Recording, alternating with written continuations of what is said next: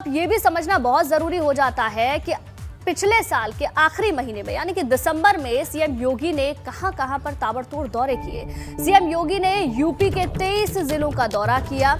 Corona की दूसरी लहर में सीएम ने 40 जिलों का दौरा किया था। पिछले 156 दिनों में योगी आदित्यनाथ 100 बार जिलों के दौरे पर गए थे।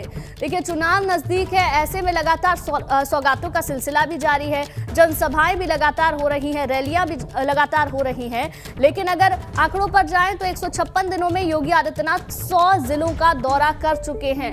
लगातार पूरी कोशिश भारतीय जनता पार्टी कर रही है। खुद मुख्यमंत्री जनता के बीच जा रहे हैं। हाल ही में जनविश्वास यात्रा भी निकाली गई, जहां पर अलग अलग जगह से भाजपा के तमाम बड़े नेताओं ने जनता को संबोधित किया।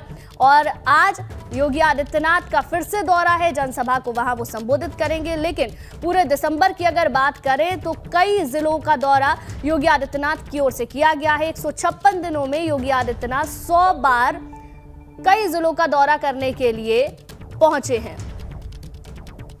ताबड़तोड़ दौरे दिसंबर के महीने में हुए हैं। पूरे यूपी में अगर देखें तो 31 दिन का महीना होता है, जिसमें कि 23 जिलों का दौरा योगी आदित्यनाथ ने किया है। कोरोना की दूसरी लहर में सीएम ने 40 जिलों का दौरा किया था। ताबड़तोड़ दौरे लगातार जारी है, जनसभाएं लगातार हो रही हैं, जनता के बीच जाने का सिलसिला लगातार जारी है और इन सब के बीच में सौगातों का पिटारा भी लगातार खुल रहा है। तो गुंजन ने आपको बड़ी जानकारी दी।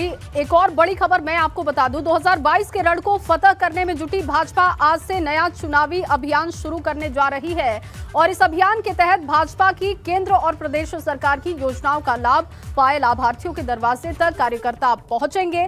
भाजपा सरकार के मंत्री, विधायक, सांसद और सभी बड़े पदाधिकारी पहुंचेंगे लाभार्थियों तक। इन लाभार्थियों से संवाद कर बीजेपी को वोट करने की अपील होगी और इस अभियान को लाभार्थी संपर्क अभियान नाम से आज से शुरू किया जाएगा। इस अभियान में केंद्र और यूपी सरकार के मंत्री होंगे, सांसद होंगे, विधायक और सभी बड़े पदाधिकारी यूपी के सभी लाभार्थियों से मुलाकात करेंगे।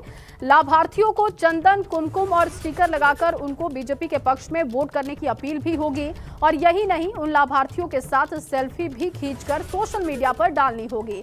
इससे प्रदेश के करीब 6,50,00,000 लाभार्थियों तक पहुंचने का लक्ष्य तय किया गया है और अपने पाले में उन्हें लाने की बीजेपी की रणनीति यहां पर दिखाई दे रही है। और इसी खबर पर ज्यादा जानकारी के साथ अनुभव मेरे सहयोगी मौजूद हैं लखनऊ से। अनुभव, क्योंकि लगातार हम एक के बाद एक कार्यक्रम बीजेपी के देख रहे हैं और आज से एक नया अभियान शुरू होने जा रहा है। लाभार्थियों तक बड़े नेता पहुंचेंगे और अपने पक्ष में माहौल बनाएंगे। देखिए, बीजेपी के लोग कहते हैं कि उनकी पार्टी 24x7 यानी 24 घंटे 7 दिन काम करने वाली पार्टी है। जब चुनाव नहीं होते तब भी वो काम करते रहते हैं और अब जब चुनाव है तो भला वो कैसे पीछे रह सकते हैं। इसीलिए एक अभियान खत्म होता है, अगर हमका यात्रा खत्म होती है तो दूसरा अभियान शुरू हो जाता है। अभी जनविश्वास यात्राओं का समापन हो रहा है और उसके बाद आज से ये इस अभियान की शुरुआत हो रही है।